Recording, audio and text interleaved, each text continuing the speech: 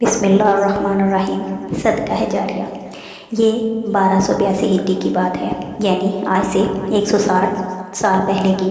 Saudi अरब के बरीदा शहर में मुनीरा नामी एक खातून नेक व सालिहा खातून ने मरने से पहले अपने ज़ेवरात भाई के हवाले किए कि मेरी वफ़ात के बाद इन ज़ेवरात को बेचकर एक दुकान खरीद लें, फिर इस दुकान को किराए पर चढ़ा दें और आमदन को मोहताजों पर खर्च करें।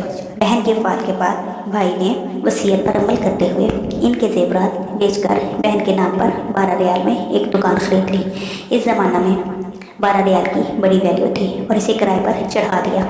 किराए की रकम से मोहताजों के लिए खाने पीने की अशिया खरीद कर दी जाती रही। ये सिलसिला पूरे 100 साल जारी रहा। 100 साल बाद दुकान का माहाना किराया 15,000 रियाल तक पहुंच चुका था और इस रकम से ज़रूरतमंदों के लिए अच्छी खासी चीज़ें खरीद कर दी जाती थी। फिर वो दिन आया कि सऊदी हुकूमत ने बरीदा की जामे मस्जिद में तोसी करने का फ़ैसला किया और ये दुकान तोसी की ज़िद में आ रही थी। चनाचा हुकूमत ने 5 लाख रियाल में ये दुकान खरीद ली। दुकान की देखभाल करने वाले अमानतदार शख्स ने इस खतीर रकम से एक दूसरी जगह एक पूरी इमारत बना ली, जो कि 4 बड़ी दुकानों और 3 फ्लैट्स पर मुश्तमिल है।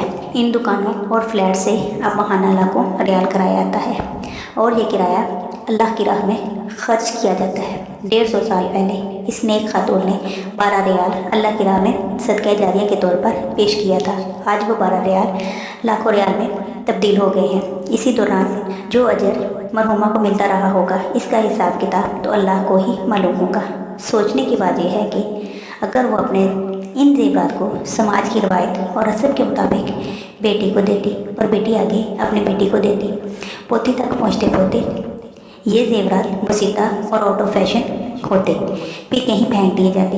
लेकिन इस नेक खातून ने सदका जारिया का जो खूबसूरत फ़ैसला किया, इनकी बदौलत 150 साल से ज़ायद अरसा हुआ लाखों मोहताज लोग इससे मुस्तफ़ीद हो रहे हैं। अल्लाह ताला की राह में पेश किए हुए सदक़े को हकीर और कमतर ना समझें। अल्लाह ताला सदका खैरात में बरकत डालता है और बढ़ाता है।